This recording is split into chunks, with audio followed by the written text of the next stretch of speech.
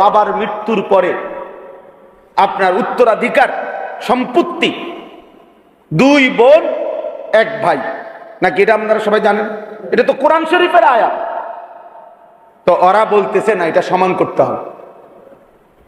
তো এখন এই কথাটা যে কোরআন সুন্নাহ বিরোধী, এটা বলবার জন্য সামান্যতম আকল দেমাগ আছে, সে বুঝবে না এই কথাটা, সেটা বুঝবে। আপনি যদি বলেন যে এরকম করলো কেন, তা আপনি গোটা ইসলাম সব বুঝেন, কথা বলেন না কেন? আল্লাহর সব বিধান আমরা বুঝি, তো আল্লাহর ফয়সালা আমরা মানি না? আপনি কবরের আযাব বুঝেন, আপনি হাসরের আযাব বুঝেন? তো তাইলে আল্লাহ তাআলার প্রত্যেক কথা সত্য, সঠিক, যৌক্তিক, ইনসাফ। নবীজি বলছে, আয় আল্লাহ আদলুন ফিয়া কাদাউক, আপনি আমার ব্যাপারে, যার ব্যাপারে যে ফয়সালা দিবেন, এটাই ইনসাফ, এটাই সঠিক, এটাই আদল।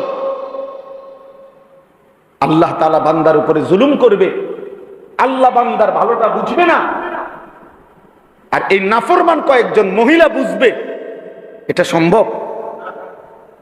যাই হোক, আমার বলার উদ্দেশ্য হলো উলামায়ে কেরাম থেকে বিচ্ছিন্ন হবেন না। উলামায়ে কেরাম থেকে বিচ্ছিন্ন করার জন্য যারা যত কষ্টই করুক, ইনশাআল্লাহ এটা তো স্পষ্ট হয়েছে, 15 বৎসর কত রকমের মিথ্যা অপবাদ দেওয়া হয়েছে, কত জেল জুলুম, কত নির্যাতন হয়েছে আলেমদের উপরে। আজকে সেই আলেমরাই এখনো সেই মসজিদ, মাদ্রাসা, আলেম, উলামা বাংলাদেশে আছে, কিন্তু ওই জুলুমবাজ আর বাংলাদেশে নাই।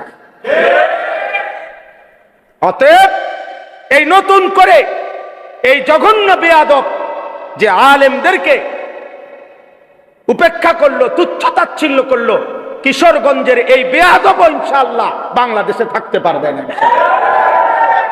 দেখেন, ইনশাআল্লাহ আল্লাহ বেইজ্জতি করবে, আসমান ওয়ালাই বেইজ্জতি করবে ইনশাআল্লাহ। অতএব আপনাদের কাছে অনুরোধ, এভাবেই চলছে, এভাবেই চলছে।